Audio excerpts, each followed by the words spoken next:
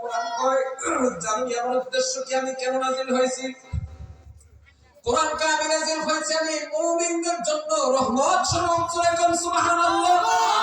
কোরআন কয় আমি মুমিনদের জন্য কি স্বরূপ? রহমত স্বরূপ। শুধু তাই নয়, তাদের দেহ এবং আত্মার আরোগ্য লাভ যেন তারা করতে পারে, সেজন্য আল্লাহ আমারে নাযিল করছে। আজকে মুসলমান কত বড় বেয়াকল, কত বড় আহাম্মক। মুসলমানের চিকিৎসা করার জন্য দেহ এবং আত্মার চিকিৎসা করার জন্য আল্লাহ কোরআন রে পাঠাইছে। আর আমি আপনি কোরআন পড়তে জানি না, কোরআন দিয়ে সংসার পরিচালনা করি না, কোরআন দিয়ে আমার আপনার চিকিৎসা করি না। জোরে বলেন ঠিক কিনা?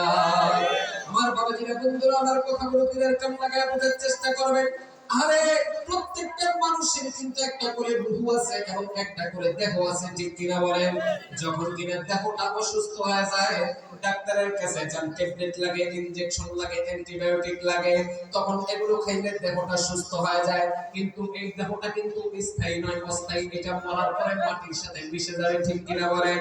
আরে মুসলমান, সেই দেহের ভিতরে আবার আসমানের মালিক আল্লাহ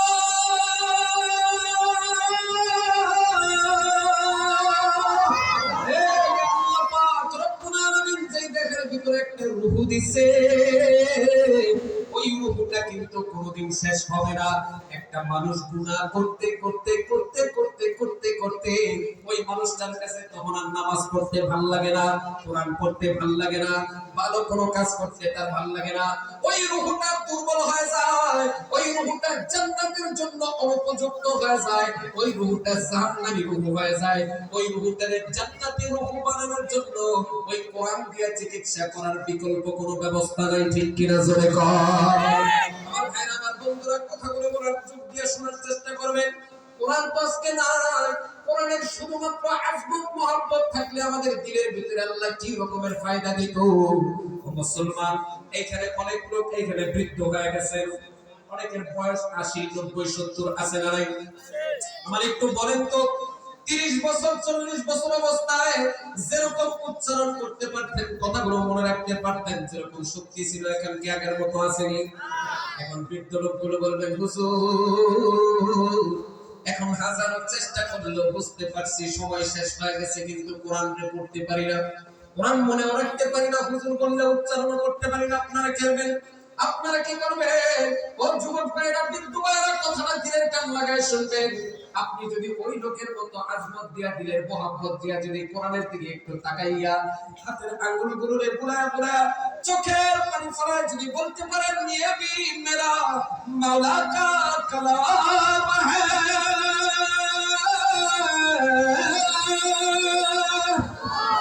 ये भी मेरा मौला का फरमान है, ये भी सच कहा, ये भी सच कहा। একটা ছোট্ট ঘটনা বলি, ভালো করে বোঝার চেষ্টা করবেন। কেউ কথা বলবেন না, এদিক সেদিক তাকাইবেন না। এদিক সেদিক তাকাইলে মনোযোগ নষ্ট হয়ে যায়, শয়তান কুমন্ত্রণা দেয়, ওয়াসওয়াসা দেয়। আমাদের এই দেশটা ছিল হিন্দুস্তান একটা সময়, ঠিক কিনা বলেন? ভারতের হিন্দুস্তানের মধ্যে এমন একটা রাজ্য ছিল, যেই রাজ্যের মধ্যে মুসলমানদের সংখ্যা বড় কম ছিল। ও মুসলমান, ওই রাজ্যের মধ্যে থেকে একটা, ওই গ্রাম থেকে একটা বৃদ্ধ লোক মারা গেছে। কি লোক মারা গেছে? একটা বৃদ্ধ লোক মারা যাওয়ার পর ওই লোকটা, ওই এলাকার মধ্যে কোনো হুজুর নাই, কোনো মৌলবী নাই যে ওই লোকটার জানাজার নামাজ পড়াইবে। মুসলমান ভাইরা রে আমার, লোকগুলো তখন চিন্তায় পড়ে গেল, হায় হায়, লোকটা মারা গেছে, কেমনে তার জানাজার নামাজ পড়াইবো? আমাদের এই অঞ্চলের মধ্যে তো একজন শিক্ষিত কোনো মৌলবী নাই, কোনো হুজুর নাই। অনেক আগের ঘটনা, বাস্তব ঘটনা। মুসলমান ভাইরা আমার, তখন এলাকার লোক পরামর্শ করলো, জানতে পারলো, বুঝতে পারলো যে আমরা এইখানে বসে থাকলে কোনো হুজুর এবং কোনো মৌলবীকে পাইবো না, বরঞ্চ লাস্টারে কোন রকম গোসল করাইয়া, কাপড়ের কাপড় পরিধান করাইয়া আমরা ওই যে কবরস্থানের সামনে, মেইন রোডের সামনে নিয়ে রাখবো। যদি আল্লাহর হুকুমে কোন হুজুর অথবা মৌলবীকে আল্লাহ বিনায় দেয়, ওই হুজুরের মাধ্যমে আমরা এই বৃদ্ধ লোকটার জানাজার নামাজ সম্পন্ন করিয়া তারপরে কবরস্থানের মধ্যে দাফন করে দিব। মুসলমান ভাইরা রে আমার,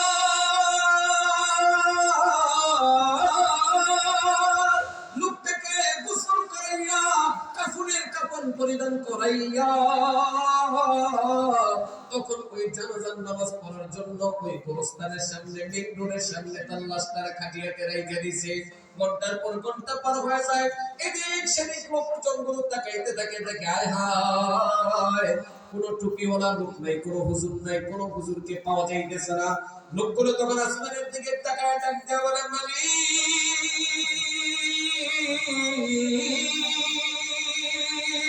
ও মালিক রে, আজকে যদি কোন হুজুর অথবা টুপিওয়ালা মৌলবীকে যদি তুমি মিলাইয়া না দাও, তোমার এই বান্দার জানাজার নামাজ পড়া হয় বিনা জানাজায় তারে দাফন দেওয়া লাগতে পারে। আল্লাহু আকবার, আল্লাহু আকবার। লোকগুলো সবাই অবাক হয়ে তাকায় রইছে। আল্লাহ, একটা হুজুর মিলাই দেন, একটা হুজুর মিলাই দেন, একটা হুজুর মিলাই দেন। আল্লাহু আকবার। কিছুক্ষণ পর তাকায় দেখে একজন লোক টুপি আছে, মাথার মধ্যে রাসূলের সুন্নাত, মুখের মধ্যে দাড়ি আছে, শরীরের মধ্যে পাঞ্জাবি আছে। একটা লোক বাইসাইকেল চালায় চালায় সামনের দিকে আসতেছে। ও মুসলমান ভাইরা আমার, তখন সমস্ত লোকজন যাইয়া ওই লোকটার কাছে যায়, কয় হুজুর গো, আমাদের এই এলাকার মধ্যে একজন বৃদ্ধ লোক মারা গেছে, এই লোকটার জানাজা পড়ানোর মতো আমাদের এলাকায় এমন কোন লোক নাই। হুজুর একটু সময় কইরা দিয়া যদি আমাদের এই লোকটার জানাজার নামাজটা পড়ায় দিয়া যাইতে, তাইলে আমরা বড় কৃতজ্ঞ থাকতাম, আপনার কাছে উপকৃত হইতাম। হুজুর তখন বলতে লাগলেন, ও গ্রামবাসীরা, আমি তোমাকে একটা অফিসের মধ্যে চাকরি করি, আমি চাইলেই তোমাদেরকে সময় দেওয়া আমাদের জন্য সম্ভব হবে না। কথাটা মনোযোগ দিয়ে শুনলেন। কারো কারো জন্য জীবনের শেষ ওয়াজ হয়ে যেতে পারে এটা, কারো কারো জন্য জীবনের শেষ বসাইটা হয়ে যাইতে পারে, ঠিক কিনা বলেন? তখন লোকজন বলল, হুজুর গো, আল্লাহর কসম করে বলি, আপনি যদি এই লোকটার জানাজার নামাজ না পড়াইয়া দিয়া এইখান দিয়া চলিয়া যান, এই লোকটারে বিনা জানাজায় দাফন ছাড়া আমাদের কাছে আর কোনো রাস্তা থাকবে না। হুজুর তাকায় দেখেন কতগুলো লোক অপেক্ষা করতেছে, তারা খানা দানা খাইতে পারে নাই, গোসলটা পর্যন্ত করতে পারে নাই। তখন হুজুর বলল, চাকরি গেলে চলে যায়, যাক আমার কোনো চিন্তা নাই, আগে এই লোকটার জানাজার নামাজ পড়াই নেই। হুজুর বলল, আমার তো ওযু নাই, ওযুর পানি লাগবে। তারা ওযুর পানি এনে দিল, ওযু করলো, জানাজার নামাজ পড়াইলো।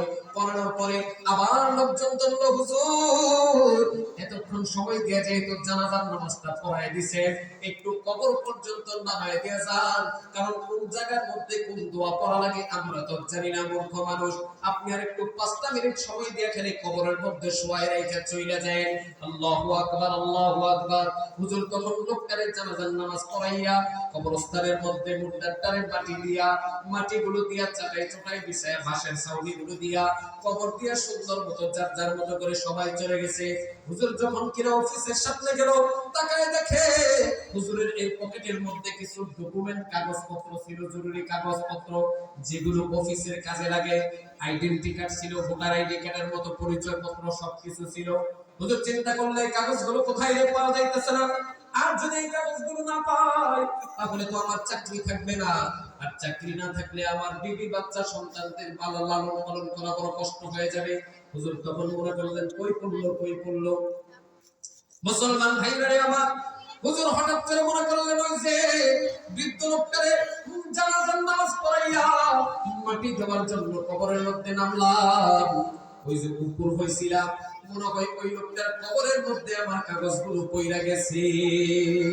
হুজুর আবার সঙ্গে সঙ্গে এলাকার মধ্যে গেলেন, যে বললেন, ভাই আমি তো একটা বিপদের মধ্যে পড়ছি, আমি তো আপনাদের জানাজার নামাজ পড়াইয়া লোকটার দাফন দিয়ে আপনাদের উপকার করছি, এখন আমার একটু আপনাদের উপকার করতে হবে। বলে, হুজুর আপনি যে উপকার করছেন আপনার ঋণ আমরা শোধ করতে পারবো না, বলেন আপনার কি জন্য উপকার আমরা করতে পারি, আমাদের যদি সাধ্য থাকে আপনার উপকার করার তাহলে আমরা করব।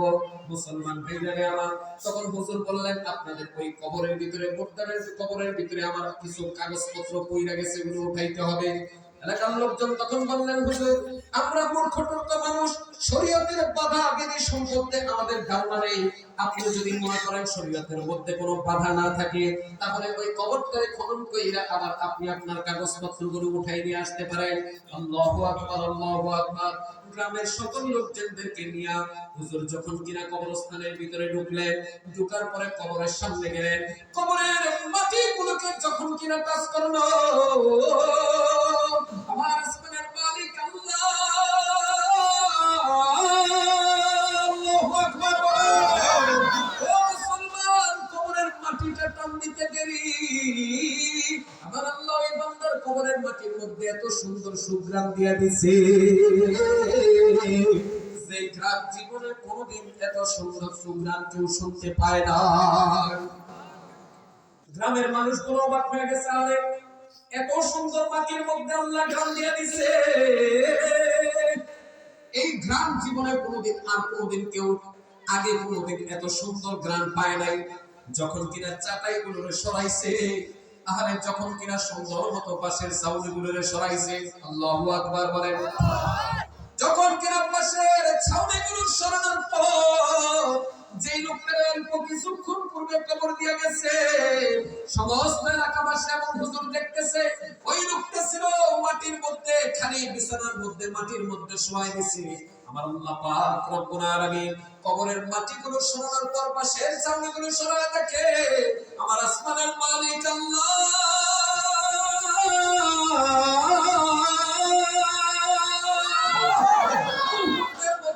ওই লোকটার কবরের মধ্যে এত সুন্দর সুন্দর ফুলের বিছানা বিছায় দিছে গো,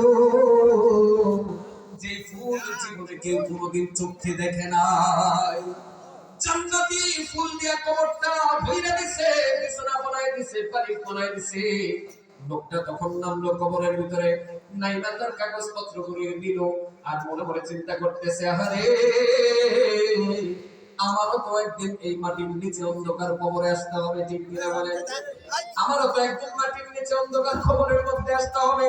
ও মুসলমান, লোকটা ওই মাটির কবরের মধ্যে দাঁড়ায় চোখের পানি ফেরায় মালিকের ডাকে কাঁদতে আর কয়, মালিক জানি না এই লোকটার মতো আমার কবরটা জান্নাতের বাগান হবে নাকি জাহান্নামের টুকরা হয়ে যাবে। আমি জানি না কোন জমিনের মধ্যে আমাকে দাফন করা হবে, ঠিক কিনা বলে? দুনিয়ার জমিনের কেউ কি বলতে পারবে নাকি কাকে কোন জমিনের মধ্যে দাফন দিবে? জোরে বলেন, বলতে পারবে নাকি?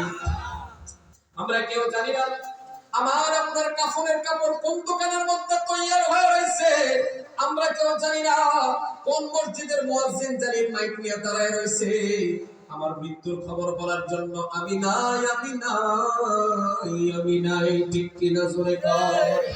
আরে কোন জমিনে মাটি আমার হবে গোরস্থান, আরে কোন জমিনে মাটি আমার হবে গোরস্থান। ওরে কাদের চোখের জলে আমি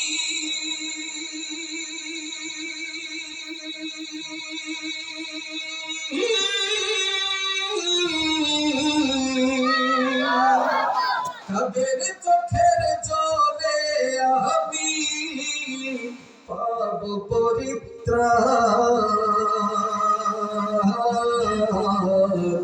কোন জমিনে মাটি আমার হবে গোরস্থান, আরে কোন জমিনে মাটি আমার হবে গোরস্থান। ওরে কারা আমায় গোসল দিবে, কিয়া দিবে কাফন, কারা আমায় কেঁদে কেঁদে করে দিবে দাফন, ওরে কারা আমায় গোসল দিবে, কিয়া দিবে কাফন, ওরে কারা আমায় কেঁদে কেঁদে করে দিবে দাফন, ওরে কারা আমার পাশে বসে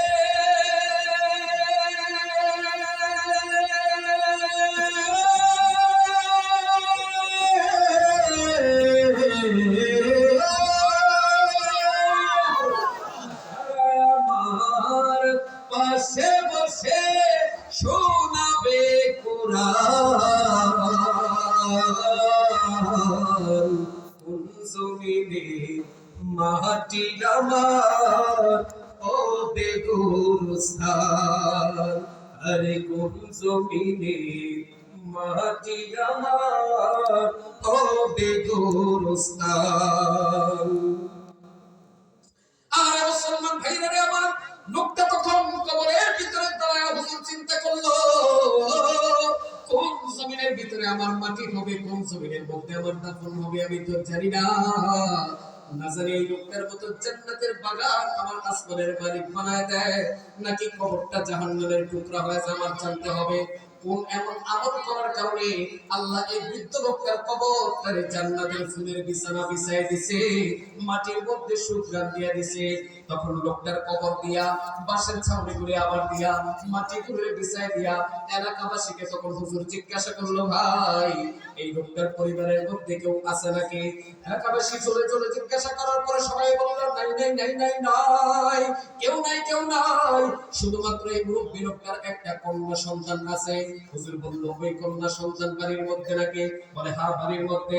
তাহলে আমাকে ওই কন্যা সন্তানের সাথে দেখা করার ব্যবস্থা করায় দাও। তখন সমস্ত এলাকাবাসী হুজুরকে ওই কন্যা সন্তান সহ বাড়ির মধ্যে নিয়ে গেল। কন্যা সন্তানের সাথে পর্দা মেনটেন করে হুজুর পর্দার এপার থেকে বলতে উঠলো, রাখলো, ও মা একটু বলো তো, তোমার বাবা দুনিয়ার জমিনের মধ্যে কি এমন আমল করতো যে আমল করার কারণে আসমানের মালিক আল্লাহ তোমার বাবার কবরের মাটিগুলোর ভিতরে এত সুন্দর সুগন্ধ দিয়ে দিছে? তোমার বাবার কবরটা মাটির বিছানা ছিল, ওই মাটির বিছানা সরায় আমার আসমানের মালিক আল্লাহ জান্নাতি ফুল দিয়া ভরপুর কইরা দিছে, ফুলের বিছানা দিয়ে বানায় দিছে। তখন মেয়েটা ডাক দিয়া বলল, হুজুর গো, আমার বাবার আমি তেমন কোনো বেশি আমল করতে দেখি নাই, বেশি আমল করতে দেখি নাই। এ মুসলমান মনোযোগ দিয়ে শোনো, বেশি আমল করতে দেখি নাই, বলে শুধুমাত্র দেখতাম আমার বাবা তো সারাদিন মাঠের মধ্যে কৃষক ছিল, ফসল ফলাইতো, গৃহস্থের কাজ করতো। আমার বাবারে দেখতাম প্রত্যেকদিন সন্ধ্যাবেলা যখন কিনা হইতো সুন্দর মতো ওযু বানাইয়া মাগরিবের নামাজটা আদায় করিয়া আমাদের খাটের কিনারে তক্তার উপরে একটা গিলাপ দিয়া পেছনে কি যেন একটা বই আছে, ওই বইটারে নিয়া আমার বাবা খুব সুন্দর কইরা আজমত মহব্বতের সহিত একটা চুমু খাইতো। ওইটা খুলিয়া খুলিয়া চোখের পানি ফেলা আর আঙুল দিয়া দিয়া ধইরা ধইরা আর জোরে জোরে বলতো, ये भी मेरा मौला का फरमान है,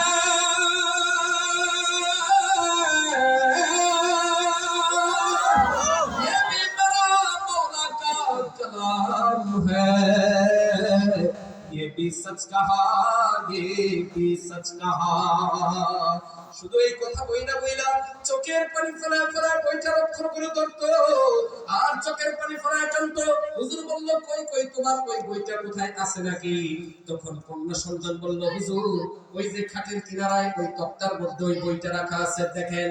তখন হুজুর নিল বইটা, বইটা নিয়ে আসার পর গিলাপটা খুইলা দেখে দুনিয়ার সাধারণ জমিনের কোন বইয়ের মতো এটা বই না, এটা আমার আল্লাহ প্রদত্ত নিয়ামত, মুসলমানদের চলার জন্য যে একটা গাইডলাইন দিয়েছে আল্লাহ প্রদত্ত নিয়ামত, ওই আল কুরআনুল কারীম। কি বুঝলেন? কি বুঝলেন? কুরআনুল কারীম কইলো এমন একটা জিনিস যে জিনিসের দিকে তাকাইলেও আমার আসমানের মালিক সওয়াব দেয়, ঠিক কিনা বলেন? এর কপাল পোড়া মুসলমানের দল, তিনটা জিনিসের দিকে অটোমেটিকলি তাকাইলে আমার আসমানের মালিক সওয়াব লিপিবদ্ধ করে। জোরে বলুন সুবহানাল্লাহ। এর মধ্যে একটা জিনিসের নাম হলো আমার আসমানের মালিকের তৈরি করা প্রত্যেকটা মুসলমানের কলিজার টুকরা বাইতুল্লাহ।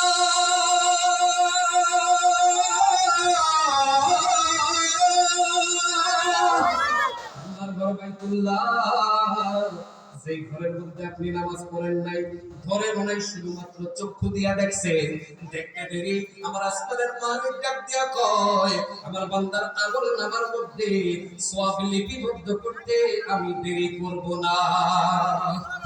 দ্বিতীয় নম্বর হলো, এখানে অনেকের মা নাই, অনেকের বাবা নাই। আরে এক কপাল পোড়া সন্তান, তুমি জানো না তোমার মা তোমার গর্ভের মধ্যে নিয়ে কি পরিমাণের কষ্ট করছে? তুমি তোমার মায়ের পেটের মধ্যে থেকে লাথি মারছো, তোমার মা হাউ মাউ করে চিৎকার করছে, তোমার পেটের মধ্যে নিয়ে ঠিকমতো খাবার খাইতে পারে নাই, রান্না বান্না করতে পারে নাই, বমি কইরা দিছে। এ সন্তান, তুমি তোমার মায়ের চোখের দিকে তাকাইবা, চেহারার দিকে তাকাইবা, বাবার চেহারার দিকে তাকাইবা। আমার নবী পয়গম্বর সাল্লাল্লাহু আলাইহি ওয়াসাল্লাম কয়, কোন সন্তান তার পিতামাতার চেহারার দিকে তাকাইতে দেরি, আমার আল্লাহ তার আমলনামার মধ্যে অটোমেটিক্যালি সওয়াব লিখতে দেরি করবে না। তৃতীয় নাম্বার হইল আল কোরআন। যে কোরআন আপনি বিরুদ্ধ হয়ে গেছেন, 70 বছর 80 বছর পার করে ফলাইছে, এখন চাইলেও কোরআন পড়তে পারেন না। সামনে রমজান মাস আসতেছে, কোরআনটারে কইরা কইরা চোখের পানি ফেলে মালিককে ডাকতে বলবেন,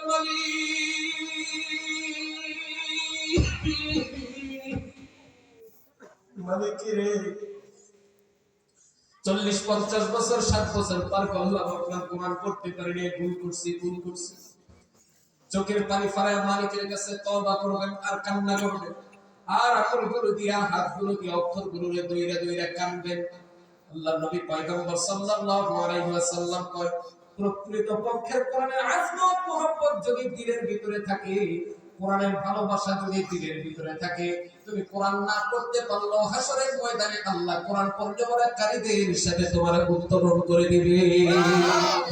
এখানে এমন কোন মায়ের সন্তান আছে, আমি এখন দেখতে চাই যে কোরআন জীবনে পড়তে পারি না, নিজে কোরআন পড়তে পারি নাই, বাপ মা জন্ম দিয়েছে, বাপ মার জন্য কোরআন পড়তে পারি নাই, এমন কোন সন্তান আছে? কোরআনের মহব্বতে এমন কোন সন্তান আছে যে বাপ মার জন্য দোয়া চাওয়ার জন্য কোরআন তার পড়তে পারি নাই, কোরআনের খেদমত করার জন্য?